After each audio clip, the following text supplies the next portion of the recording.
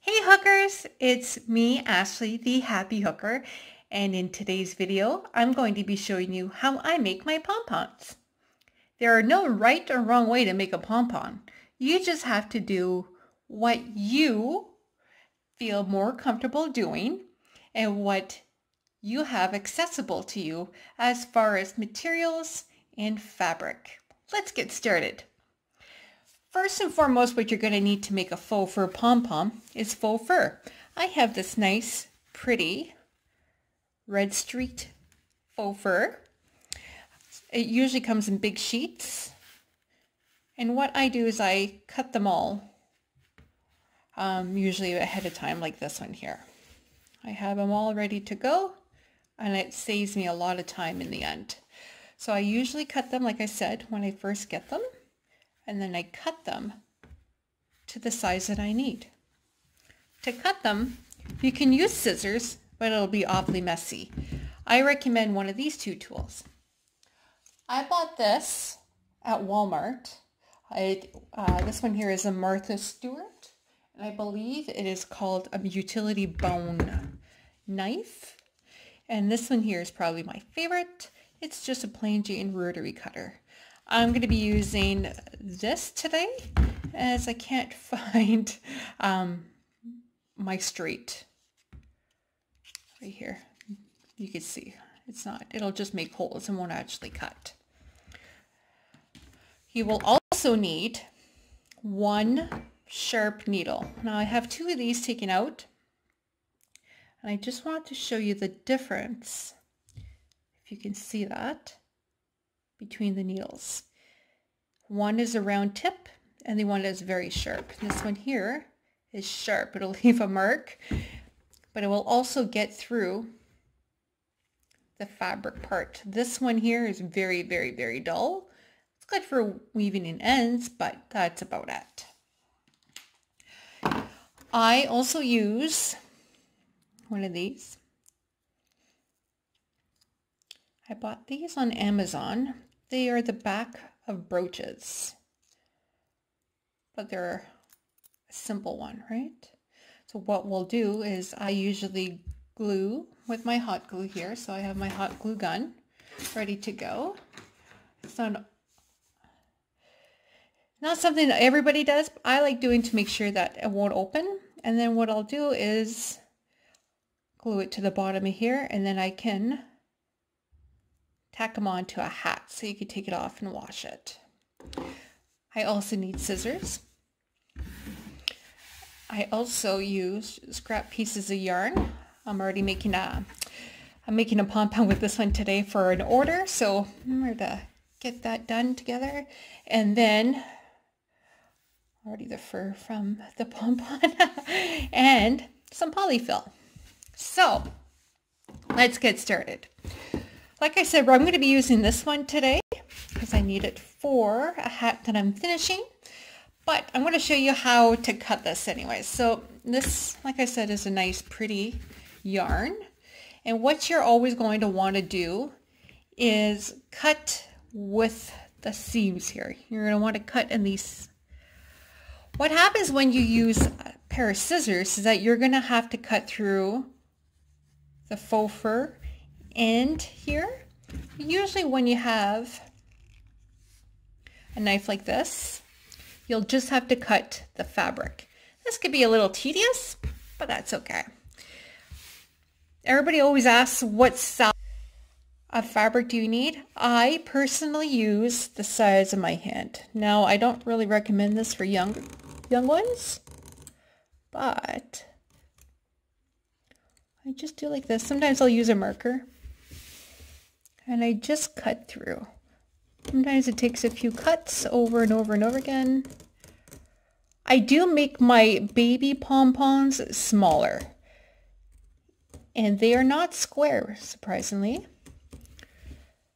I find the baby pom-pom hats, see, and look right here, this is exactly what I was talking about earlier, is that when you use the scissors, you tend to cut all of this, and it makes this really ugly edge. The trick, this is my secret, the trick to this is to try to not cut any of the faux fur. That way there it stays nice and fluffy, no jagged edges, and honestly it's half the mess. So a nice piece ready to go. It's that easy. All right, so once we have the fabrics ready to go, what I'm going to do is cut some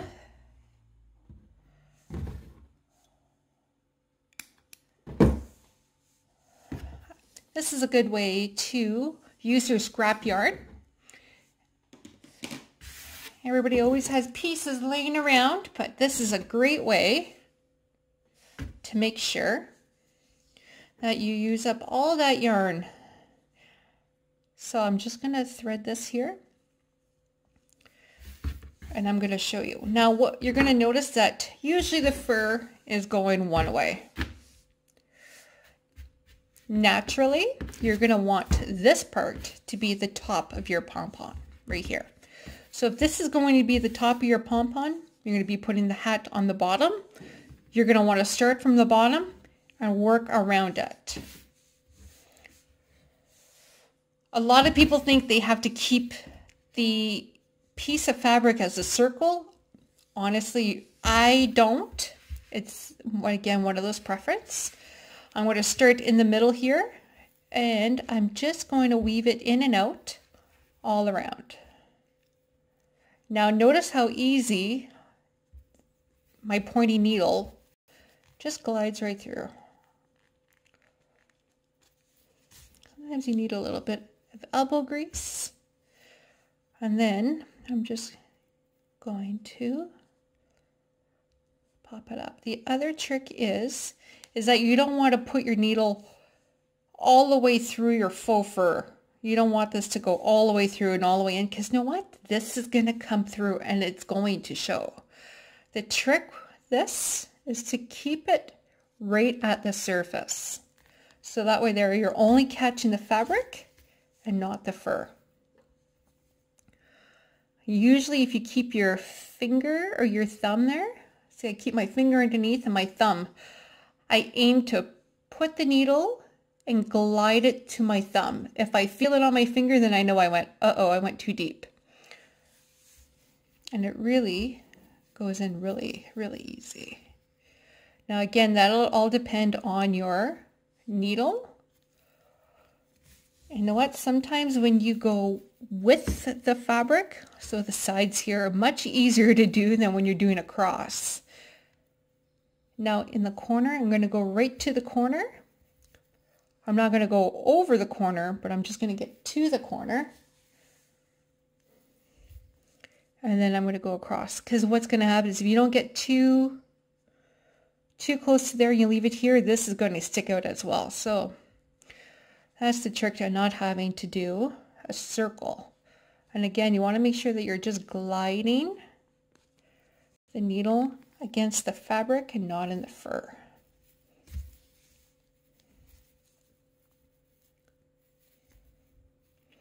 Now pom-poms can be used for many things, and one of my patterns that I created is a double pom-pom scarf, and it is absolutely customizable. It's very easy for beginner patterns, and the pom-poms add such a perfect touch to it. I'm an animal lover, and I refuse to buy pom-poms found online, especially from eBay and those discount sites like Wish, because a lot of the pom-poms that they obtain, they say that they're faux fur, but the only thing faux about them, see, I went too high into the fabric on the corner. The only thing faux about them is the color.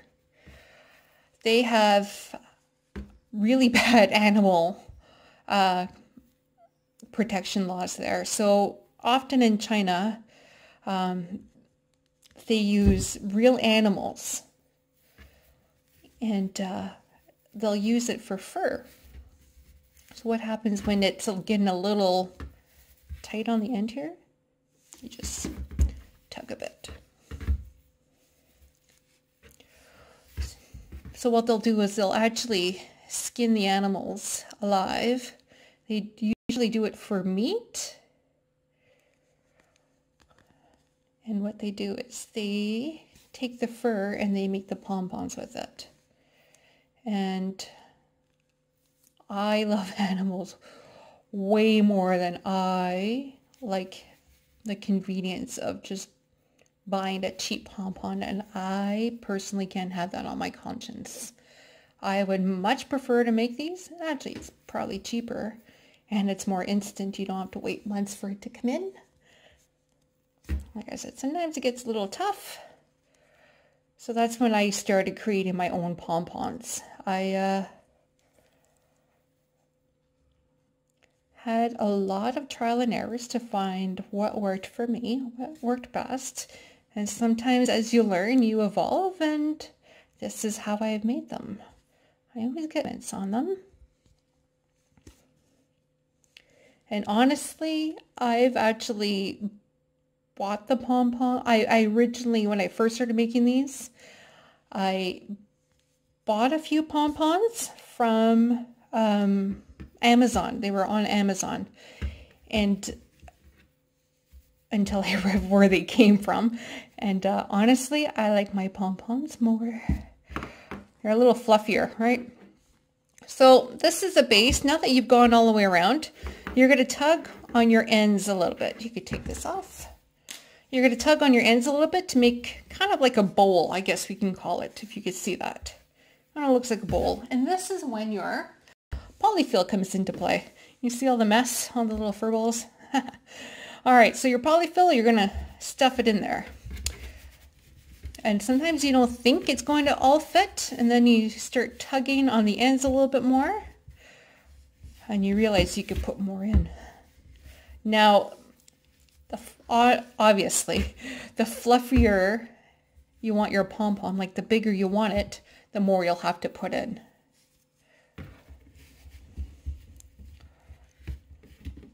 That looks about right. And then I'm going to pull it some more until it pretty much closes up. Like that's pretty full. I won't need any more polyfill. And you just pull until you can't no more.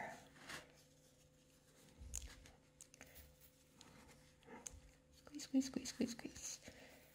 And then you start to tie it up.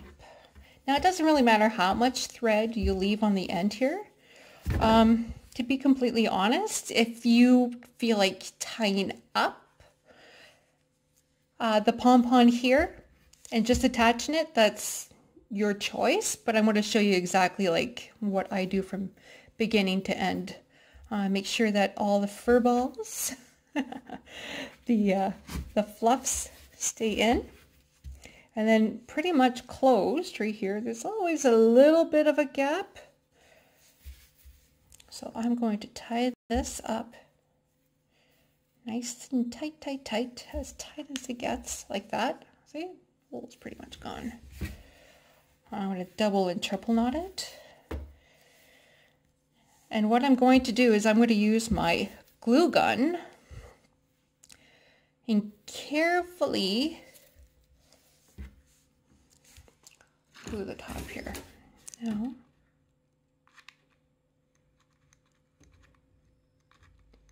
what this does is I find it helps keep it closed. And just kind of make sure that nothing comes out.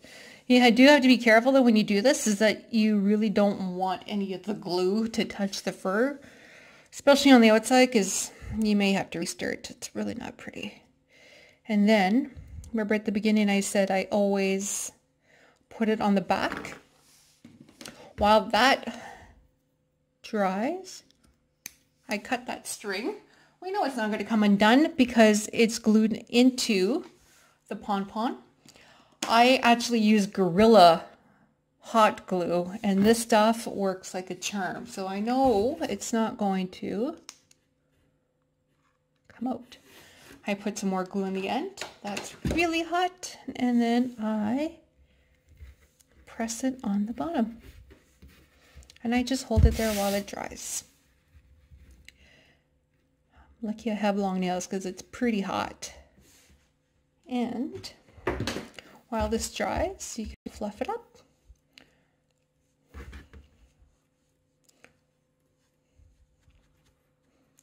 And voila.